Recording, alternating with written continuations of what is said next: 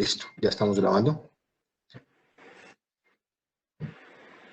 Entonces, como les comentaba, este tema es una introducción a un tema mucho más amplio, que es espalda. Ya incluye varios músculos, etcétera. En este caso solamente vamos a hablar de lo que se conoce como el esqueleto óseo. Hay diferentes tipos de esqueletos, ¿sí? Que iremos aprendiendo a través del curso, pero siempre que manejamos el término a grosso modo se referirá a una estructura ósea. En este caso, pues la columna o columna vertebral. Si no le digan espina, por favor.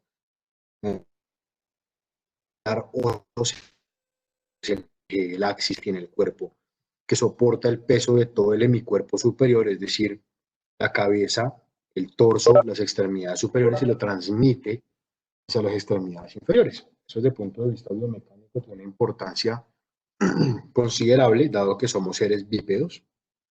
Esto en el caso de los especímenes o de los individuos que no son bípedos puramente la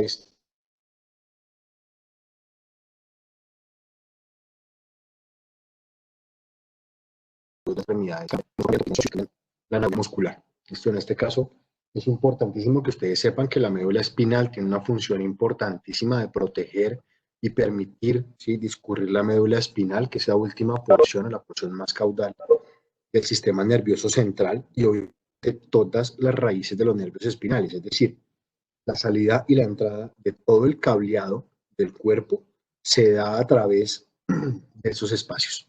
¿Listo? Ana, pasemos a la siguiente, por favor. Entonces, la columna como estructura, digamos, como órgano, digámoslo así, tiene 6 funciones básicas importantes. Las últimas funciones que nunca veremos, siempre vamos a hablar 5. Las últimas funciones que nunca evaluamos dentro de la columna tienen que ver con las funciones estipuladas para el hueso, que son básicamente la producción de células sanguíneas, por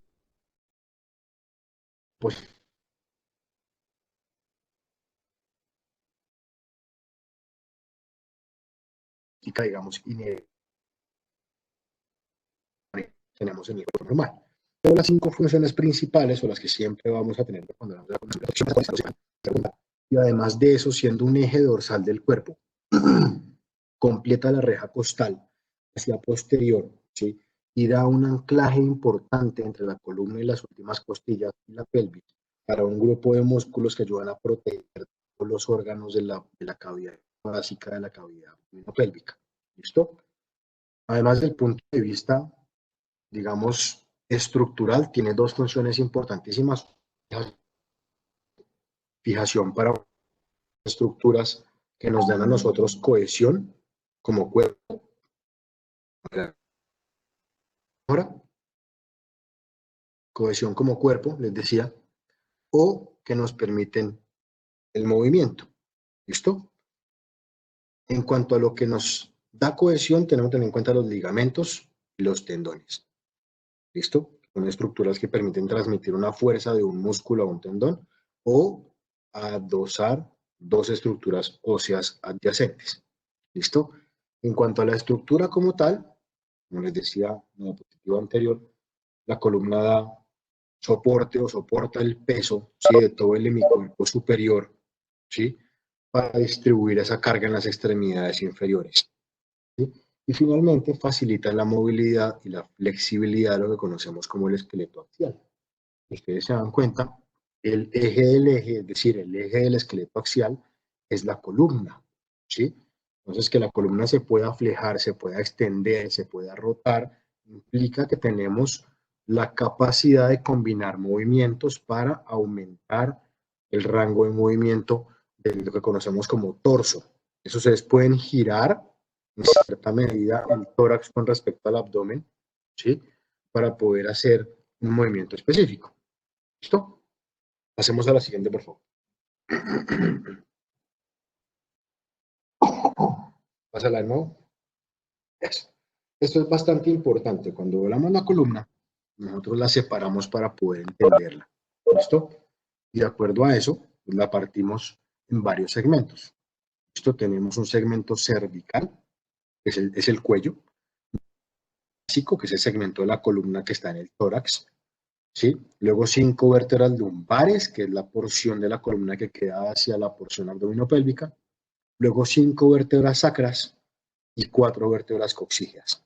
¿Listo? Sin embargo, las últimas vértebras, las 5 sacras y las 4 coxígeas, en el homínido moderno, es decir, en el Homo sapiens sapiens, están fusionadas en el hombre adulto, es decir, en el ser vivo adulto. Cuando somos fetos no sucede eso, ustedes ya vieron esto antes. Esto cuando vieron los defectos del cierre del tubo neural, etc.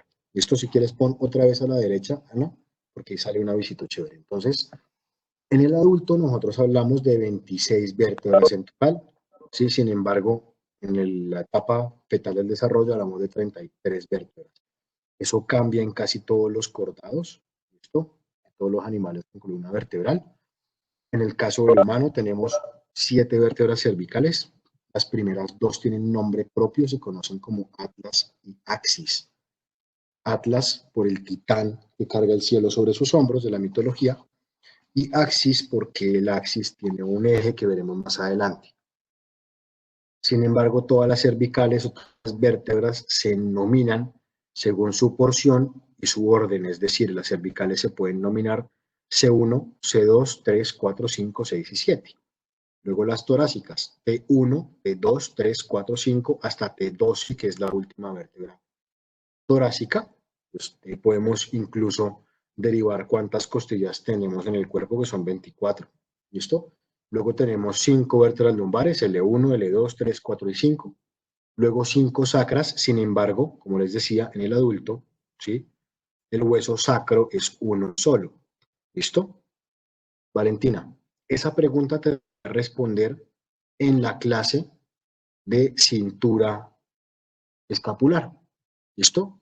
Sin embargo, podemos hacer una precisión acá importante que tiene que ver con que los nervios, las raíces nerviosas, salen de los espacios, es decir, entre el occipucio, es decir, el cráneo, y atlas hay una raíz. ¿Listo? Entonces, cuando tú cuentas, pues te da una más. ¿Listo? Entonces, como les decía, las sacras se consideran como un solo hueso, el hueso sacro, y las cosquillas como uno solo que se conoce como el coxis. Ahora, eso es extremadamente variable. ¿Por qué?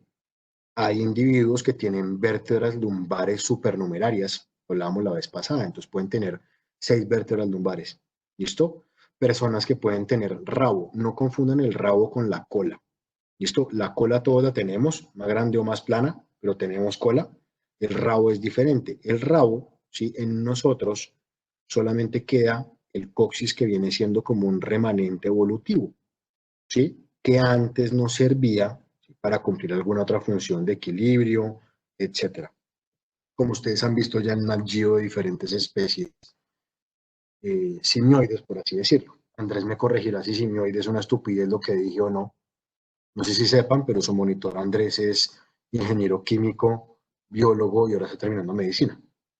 Entonces, bueno, pasemos a la siguiente, Ana, por favor.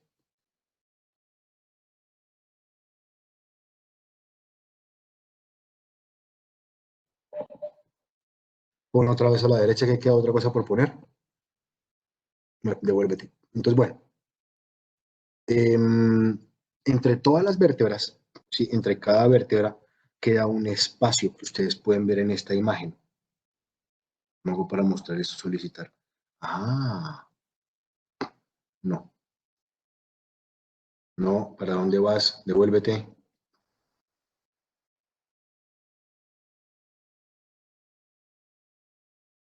Otra vez.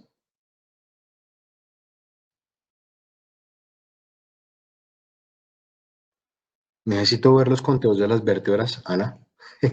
Otra vez, por favor. O sea, la anterior a esta. Entonces, como les comentaba, entre cada vértebra hay un espacio que comunica esa vértebra con la otra. Es una articulación muy poco móvil que tenemos entre cada cuerpo vertebral. Esa articulación, ¿sí?, está ocupada, o tiene un espacio que está ocupado por una estructura cartilaginosa que conocemos como disco intervertebral. Los discos intervertebrales son estructuras, ¿sí?, que están compuestas por un núcleo pulposo, que en su mayoría es cartílago hialino, muy elástico, y una cubierta fibrosa, ¿sí? Cartílago fibroso que evita que el núcleo pulposo se riegue por los lados con los cambios de presión. ¿Listo? Entonces, la pregunta del quiz que les preguntaba a ustedes, perdón, la pregunta que hablaba sobre las hernias, ¿sí? Discales, lo que estamos viendo es una lesión del núcleo fibroso, de la cubierta fibrosa, ¿sí? Y permiten que el núcleo se forme y protruya, comprimiendo las raíces. ¿Listo? Esto es una noción básica de la estructura de la columna vertebral. ¿Listo? En cuanto a las curvaturas, fíjense que la columna, si la vemos desde la proyección antero-posterior o postero-anterior, que es la imagen de la derecha que vemos acá, o sea, la columna por atrás, ¿sí? La columna no tiene ningún... ¿Listo? En la proyección lateral. Sin embargo, hay personas que sufren de patologías que tuercen la columna hacia los lados por malas cargas, efectos del desarrollo, etc.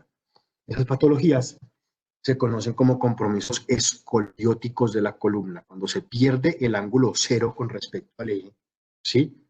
Hacia cualquier lado, decimos, o siempre utilizamos el término escoliosis. Entonces, cuando se tuerce hacia los lados, que es anormal, se le conoce como curvatura escoliótica. ¿Listo? Cuando hablamos de las curvaturas anteroposteriores que se ven en la visión lateral, que es la imagen de la izquierda, ¿listo?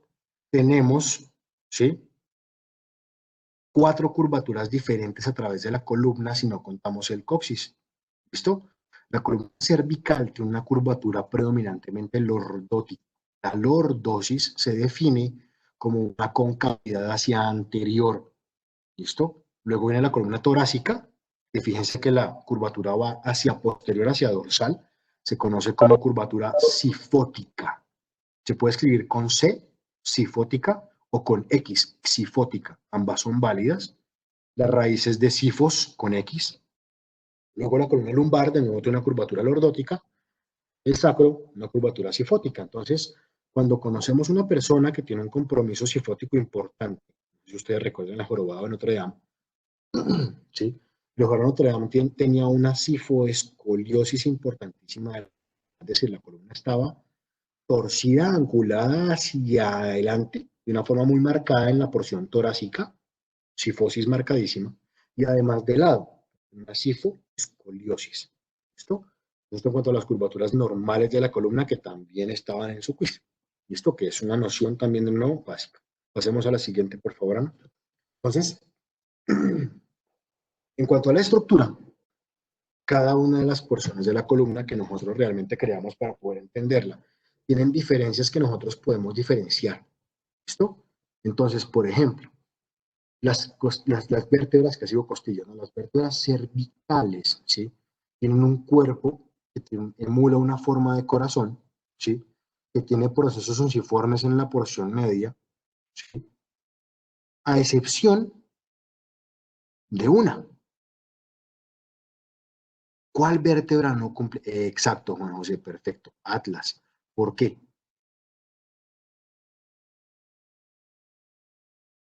Atlas no tiene cuerpo vertebral. Atlas tiene es una proyección anterior que sujeta las láminas al lado y lado. ¿Y quién cumple la función del cuerpo de Atlas, Juan José?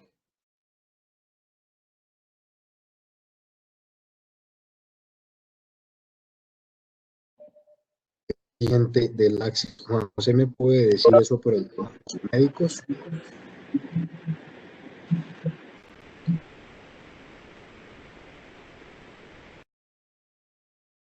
Perfecto.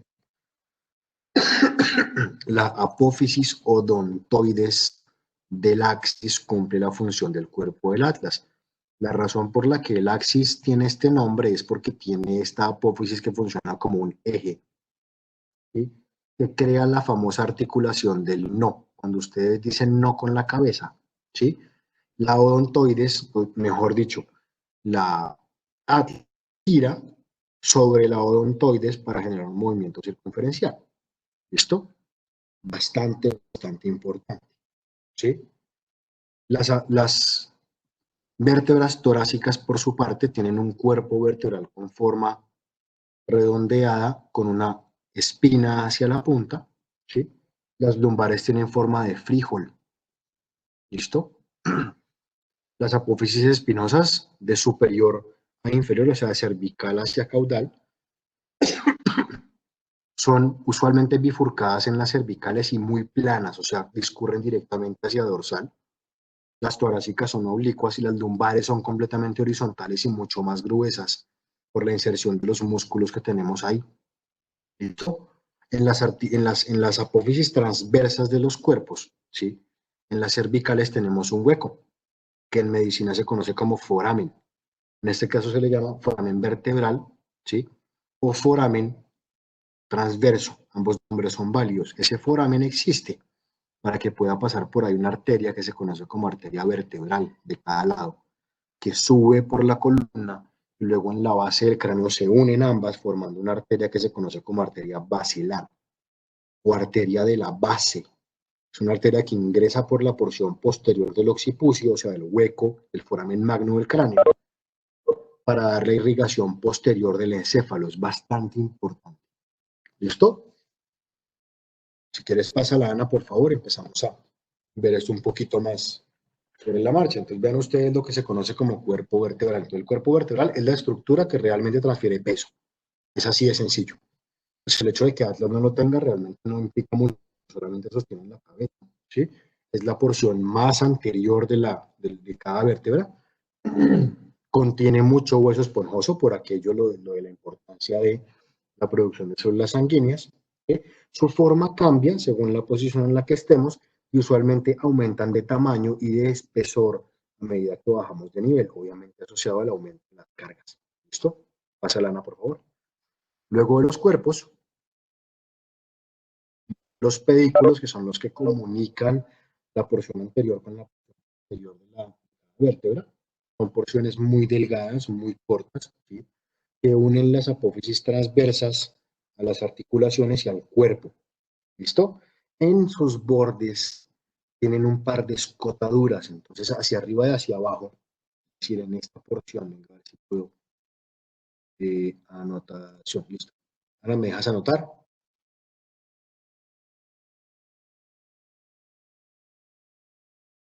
Eso. Pues acá, ¿sí?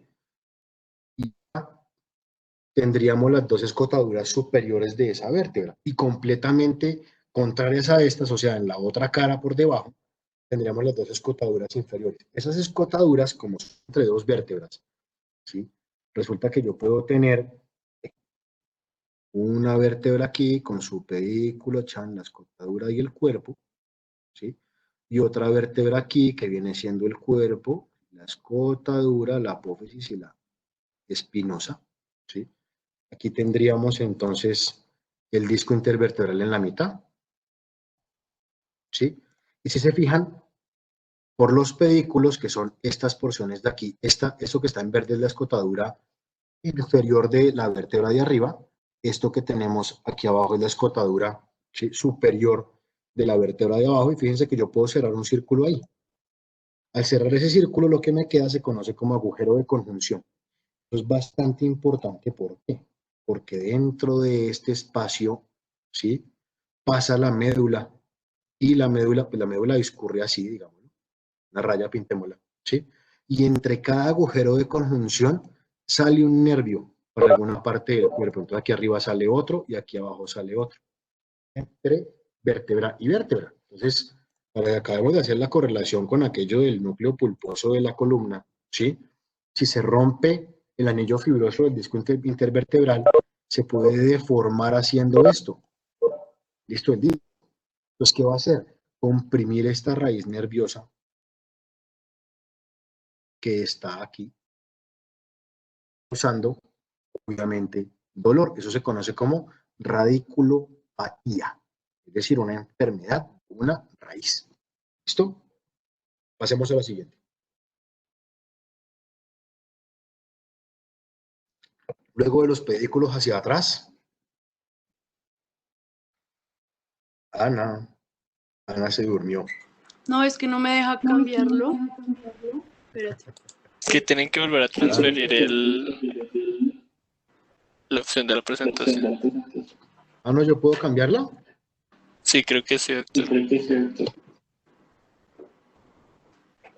No, aquí no me está dejando pasar ni a la siguiente ni a ningún lado. Anotación es texto. Ya. Ya, así toca borrarlo. Ah, ok. Bueno, gracias, Juan Nicolás. Entonces, listo. Después de los pedículos, vienen unas protuberancias hacia los lados que tiene la vértebra que se conocen como apófisis transversas. Entonces, importante, apófisis igual chichón. ¿Listo? Sin embargo, ustedes van a ver que utilizamos los términos apófisis, trocánter, troquíter, capitulum, etcétera, para llamar la misma vaina. Uno ve un chichón y porque está en un hueso se llama trocar, y porque está en otro hueso se llama trocánter mayor, y porque está en otro hueso se llama apófisis, y porque entonces no se enreden. Todos son lo mismo, son nombres que damos para proyecciones de los huesos. Las apófisis casi siempre son proyecciones lineares que protoyen y salen la linealidad del hueso. Si se fijan, acá tenemos, si se dan cuenta en la apófisis transversa, fíjense que hay unas rayas que se salen como formando un triángulo entre el pedículo y la apófisis. ¿Listo? Eso es lo importante de ellas como tal. Pero todos son los mismos. ¿Algunos tienen nombre? Sí. Tenemos apófisis con nombre asociado, ¿sí?, a su forma como tal. Pues, por ejemplo, en alguna parte de la extremidad superior veremos después que hay una apófisis que se conoce como el capitulum, que realmente es parte de la epífisis casi completa de un hueso. Y capitulum viene de capitelo. El capitelo es el término que utilizaban para los cascos romanos. Y ustedes lo miran de lado y el berraco se ve idéntico, ¿sí?, al casco que usaba un romano sin el pináculo, sin el penacho de atrás. ¿Sí? Entonces, algunas cosas reciben nombre, sí, precisamente por eso, pero en este caso digamos que no tenemos eso. ¿Listo? Entonces, esas apófisis transversas se articulan con las costillas en los casos de las vértebras torácicas. También tienen una carilla articular, y las torácicas no tienen dos, sino tres caras articulares de cada lado. ¿Listo? En las vértebras lumbares, estas apófisis son gigantescas en comparación con las cervicales. Las cervicales, digamos que simplemente permiten el paso de la arteria vertebral y el anclaje de unos músculos pequeños para mover el cuello, en comparación con los músculos de inmenso volumen que tenemos en la región lumbar, que veremos más adelante. Para que lo sepan de una vez, tenemos ahí los dos más grandes, son el latissimus dorsi y el longissimus dorsi, que son el músculo más grande y el músculo más largo que tiene el cuerpo. ¿Listo? Pásala, por favor. Ahora, después de estas tenemos un par de apófisis que se conocen como superficies articulares o las carillas articulares vertebrales, ¿sí? Dos arriba y dos abajo, ¿sí?, que son las que permiten la articulación de las vértebras entre una parte del disco intervertebral. ¿Listo? Pues obviamente si tenemos dos de cada lado y dos para arriba y dos para abajo, pues son cuatro, ¿sí?, para cada vértebra, y ambas sobresalen hacia arriba y hacia abajo del espacio que deja el cuerpo vertebral. ¿Por qué es importante esto? Porque en las carillas articulares de esas apófisis y las escotaduras del pedículo se crea el espacio entre vértebra y vértebra para las raíces. Entonces, tienen que sobresalir para poder abrir este espacio, ¿sí? Si no, no habría un hueco por el que pudiera salir la raíz nerviosa. Esto es bastante importante. Pásala, por favor. Después de las apófisis y articulares, tenemos dos láminas de hueso que son planas, casi completamente cuadradas hacia posterior porque se completan con la apófisis espinosa. Tienen un par de caras y su inclinación depende, ¿sí?, de hacia dónde apunte la apófisis espinosa, que es la que sigue. Pásala. Entonces, la apófisis espinosa, que es la última porción más dorsal de cada vértebra, recibe este nombre que parece una espina. Esto tiene forma de espina, se dirige siempre hacia dorsal. En algunos casos puede estar dorsal hacia un ladito, se puede descartar, no tiene ningún problema, ni es una alteración del desarrollo, pasa. Importante de estas, en las vértebras cervicales, ¿sí?, tenemos, pues, digamos, común en el ser humano encontrar espinas bífidas. Entonces las espinas se abren, las apófisis espinosas se abren en dos, como si tuvieran dos cabecitas, como la lengua de una culebra, por así decirlo. Son muy cortas y muy horizontalizadas en comparación con las torácicas, en la que las apófisis espinosas son muy largas y se proyectan hacia dorsal, casi al nivel de la siguiente vértebra. En el caso de las lumbares, vuelven a ser horizontales, ¿sí?, pero estas ya son muy anchas, son casi el ancho del cuerpo vertebral, asociado obviamente, como les decía antes, a los músculos que se insertan. Ahora, como estábamos hablando antes, en vértebra y vértebra, ¿sí?, queda un cojín, ¿sí?, de cartílago y alino forrado por una cubierta fibrosa, es el núcleo pulposo forrado por la cubierta fibrosa o anillo fibroso, que se conoce como disco intervertebral. Él se define como un cojín de fibrocartílago que separa la articulación de los cuerpos vertebrales. Básicamente es el encargado de amortiguar las cargas axiales del cuerpo. ¿Listo? Pues el núcleo, si es cartílago hialino, pues es gelatinoso, es muy rico en agua, es muy deformable. Y el anillo fibroso que está alrededor es el que le da como cohesión a esa estructura. Fíjense en esta imagen, entre los dos pedículos, cómo sale esa raíz nerviosa que nos muestran, ¿sí? Y la correlación con la médula espinal que viaja por la mitad. ¿Listo? Entonces, alguno de ustedes me preguntaba cuál era la importancia del ligamento longitudinal, y el ligamento longitudinal es esta. Fíjense que son estructuras de conjunción muy largas que forran a toda la columna, ¿sí?, que nosotros debemos reconocer para poder saber qué debemos intervenir o no.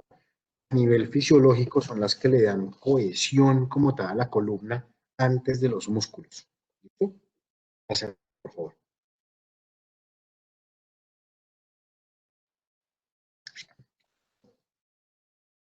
Parte más importante de esta clase es que se entiendan esta relación importantísima. Sin embargo, no vamos a profundizar mucho ahorita en esto porque esto lo vamos a dar más en neuro.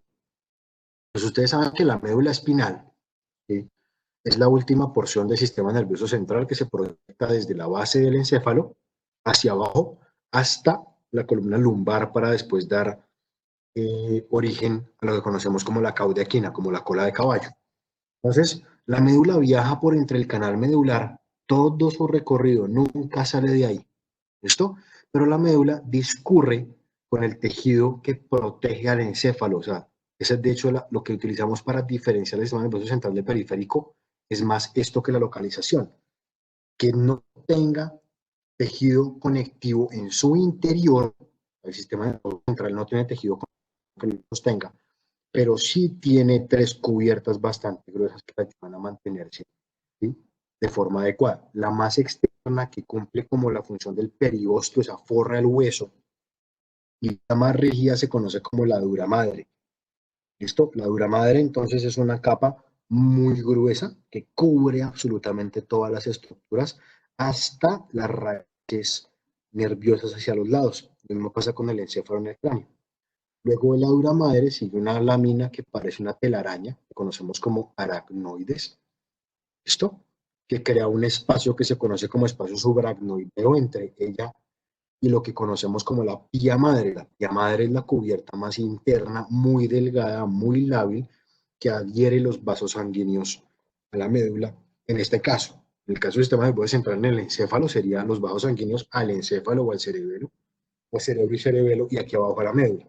¿Listo? Entonces, fíjense, otra vez, un segundito, pueda escribir, muchas gracias. Entonces, fíjense que aquí, ¿sí?, esta es la porción posterior del pedículo, esta es la porción anterior.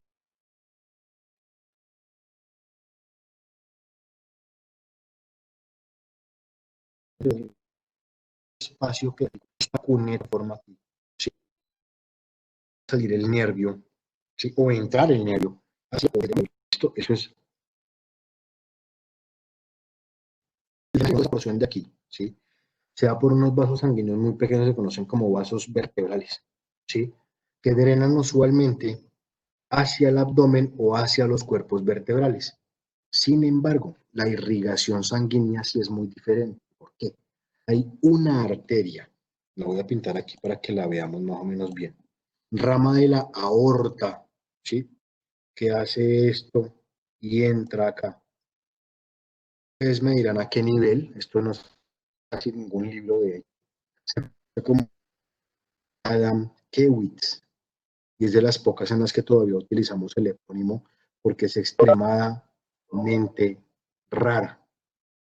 Luisa estaba diciendo arteria de Adam Kewitz. ¿Listo? Es bastante importante. ¿Listo? Luego la veremos, luego la repasaremos, ahorita no me estresa, ¿sí? Sin embargo, es muy bueno que lo vayan sabiendo. ¿Listo? Por favor, pasémosla. ¿Ah?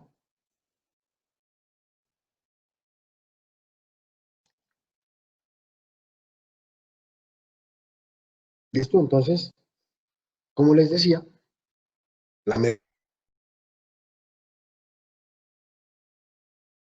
ustedes ven más o menos la correlación entre la altura, ¿sí?, del pedículo de la vértebra que está pasando y el nivel, ¿sí?, de la médula que estamos discurriendo. Fíjense que podemos ver en rojo la porción cervical, verde la porción torácica, azul lumbar, amarillo la sacra. Sin embargo, fíjense que la sacra a nivel de L1, L1, L2, ya como que no es médula, ¿sí se dan cuenta? Sino que se abre, se cierra todo como en un cono, que se conoce como cono medular, y salen de ahí un reguero de raíces. Esas raíces parecen la cola de pelos de un caballo. Le decimos cauda equina. La otra pregunta de su quiz. Pues es importantísimo que nosotros sepamos en qué punto se termina, ¿sí?, la médula como tal y empieza la cauda equina, porque tenemos la capacidad de inyectar medicamentos en esta porción. Pero si lo hacemos más arriba, corremos el riesgo no, vamos a causar un problema importante en esta persona, incluyendo posiblemente una parálisis del punto de punción hacia caudal. ¿Listo? Eso es bastante importante. Entonces, esta porción de aquí, no tengo cómo indicar, pero bueno, donde vean el 5 de la médula número, ¿sí?, se conoce como el pelo terminal, es decir, el filum terminale, se conoce eso. ¿Listo? Y de ahí para abajo solamente encontramos una serie de nervios que se conocen como cauda equina, acuérdense de eso. ¿Listo?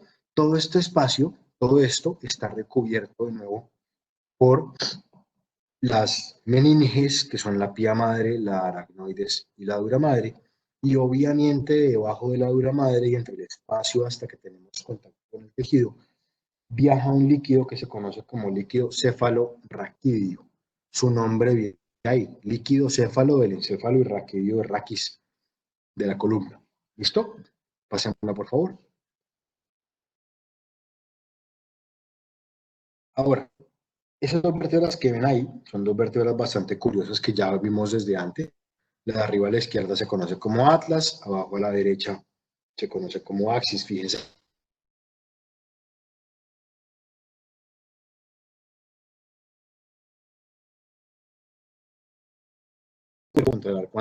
La apófisis por un detrás de la ortoides da un ligamento transverso que anuda ambas proyecciones de lateral a lateral para que la odontoide se mantenga en su posición.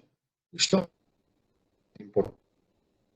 Saben el resto de la historia, ¿sí? Atlas, por aquello del titán que caga el cielo sobre sus hombros, pilas porque no es un dios, y eso se los puedo preguntar en un parcial. Fíjense al lado y lado que las apófisis transversas tienen un foramen, y en este caso dice foramen transverso. Pues de nuevo es vertebral, sea cual sea el caso. ¿Listo? Pasémosla, por favor. Eso que ven ahí es una imagen de resonancia magnética en el cual se ven los agujeros, ¿sí?, de la arteria vertebral. Importante del foramen vertebral, es muy común que ese 7 no lo tenga por su posición tan inferior. Sin embargo, puede pasar, ¿sí? Entonces,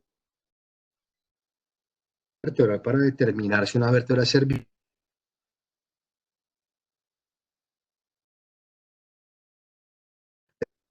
completamente diferenciadora para la última vértebra, ¿sí? Y cuando tienen el foramen vertebral derecho tiene un polo al lado. Eso no es un error, ¿sí? Eso puede ser una variación anatómica en la que la arteria vertebral se bifurcó o en el caso de un nervio pasando por ahí a través del hueso. Es extremadamente común eso. ¿Listo? Y ahí viene gran parte de la importancia de reconocer anatomía normal. Eso no implica una enfermedad, ¿sí? Sin embargo, puede implicar otra arteria donde yo no la conozco. ¿Listo?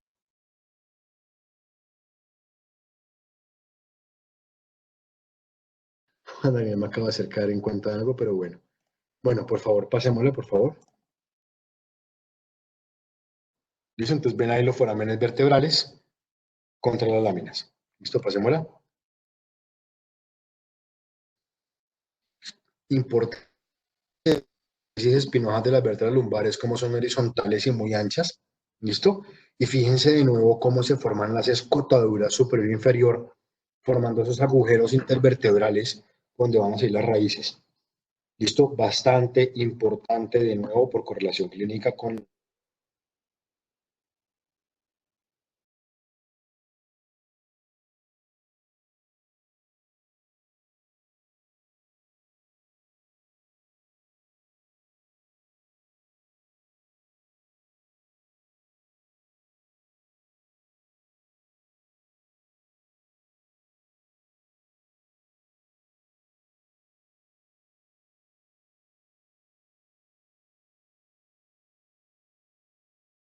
hernia, con la posición de forma normal, con estación de 9 días.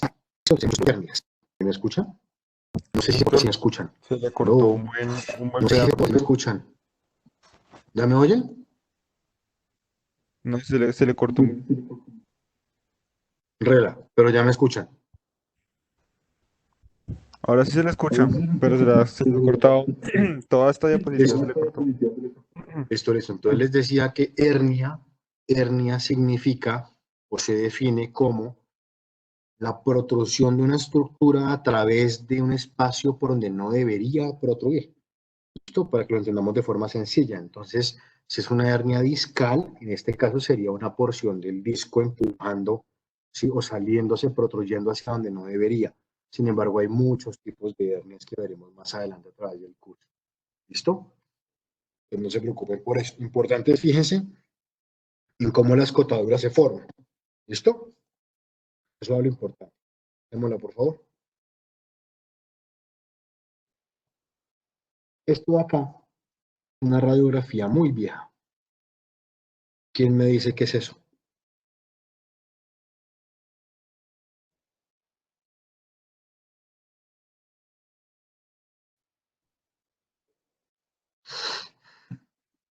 No, María Paula. Muy mal. Eso es una foto.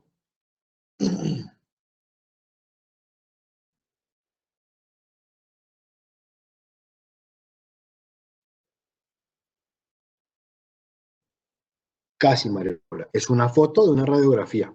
Sí. Perfecto, listo. Ahora sigues tú. Es una foto de una radiografía. ¿De qué?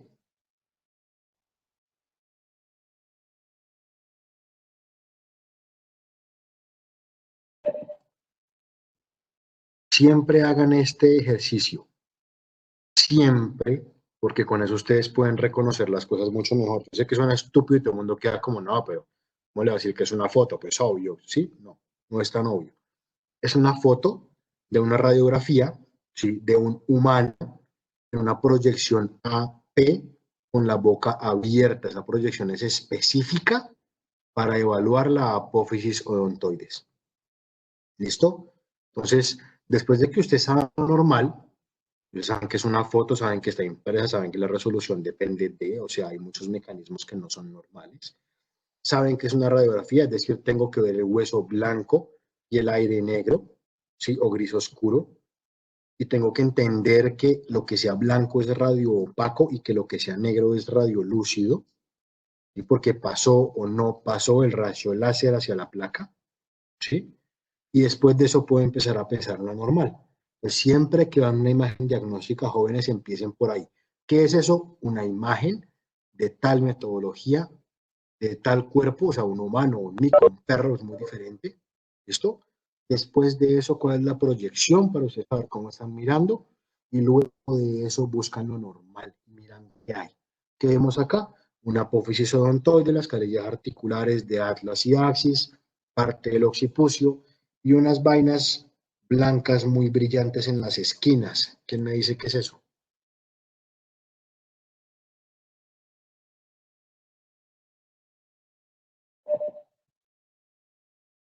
No, Juan José, no son dientes.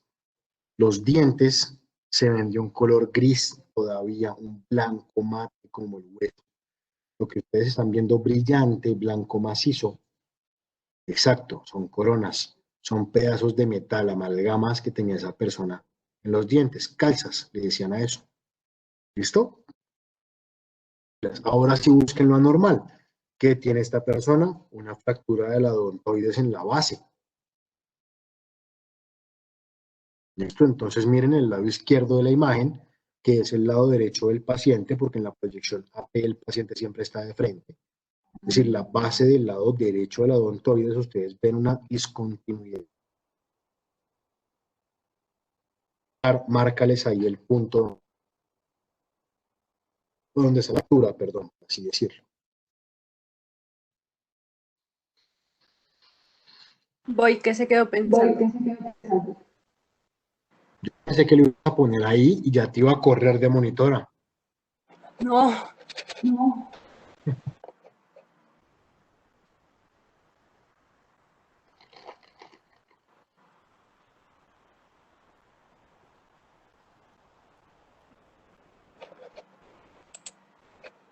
Ah, ahora te quedaste sin internet, ¿qué fue eso?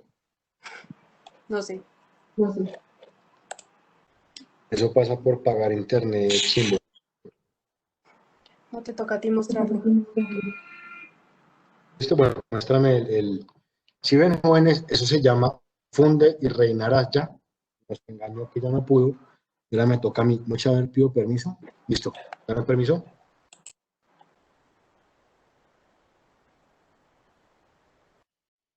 Voy a pintar arriba. Si ven la manchita amarilla, si ven abajo, voy a poner un punto acá. Eso que nos está mostrando Ana se conoce como una discontinuidad de las corticales, o sea, el hueso cortical de cada lado está incompleto y fíjense que yo puedo hacer una raya hacia adentro por una porción que se está quedando gris. Me babiaron. ¿Listo? Y de hecho vemos acá un cambio de densidad importante en toda esta zona. Eso se conoce como luxofractura porque perdió la posición. Si ustedes miden de aquí a acá, es diferente que de aquí a acá. Es más largo una porción que la otra. Eso implica que se perdió la posición normal. O sea, hay una luxación. En medicina no utilizamos el término dislocar, porque dislocar es un término que básicamente significa salirse de su posición. Utilizamos la palabra luxación. Esto en este caso es una luxación con una fractura, se conoce como luxofractura. ¿Listo? Pasémosla.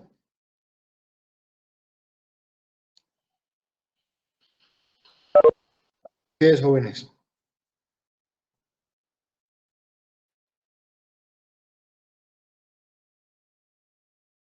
Isabela, sí, la anterior es una radiografía con la boca abierta. Si el paciente no abre la boca, tú vas a ver el margen de los dientes y no puedes ver la odontoides. ¿Quién me dice qué es esto?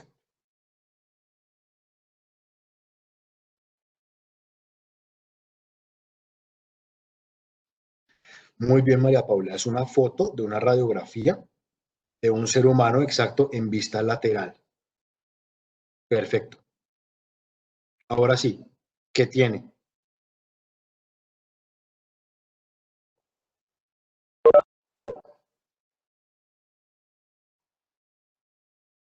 Le decimos así, Tatiana, desprendimiento.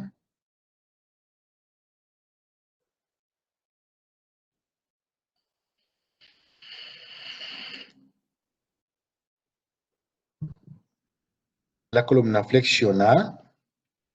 No. Ana, ¿me permites anotarnos otra vez, por favor? Claro que puedes diferenciar anterior de posterior, María Paula. Mira la mandíbula acá. Este es el ángulo de la mandíbula. Esto es el occipital. ¿Listo? ¿Cuál fractura? Lucero, ¿ves una fractura? Ah, bueno, sí, acá hay una fractura. Aquí hay otra fractura. Sí, hay dos pequeñas. Listo, acá hay otra fractura pequeña. Listo, tres fracturas, listo. Pero eso es lo más llamativo de la imagen.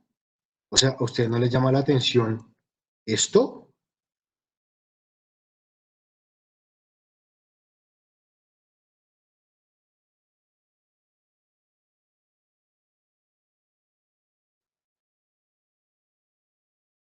Ya Camila me dijo bobo. ¿Sí ve? Lucero me dice que si preguntar dónde está la parte faltante. Vean, jóvenes, ahí no falta Nada. Se ven las fracturas porque se ven las discontinuidades de las corticales. Luego les puedo enseñar eso si quieren, pero ahorita no.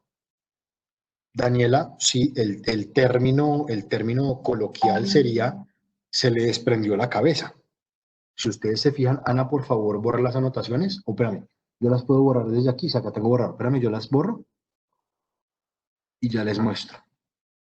Entonces, vean. Épale, no, esfero. Esto es Atlas. Esto es Axis.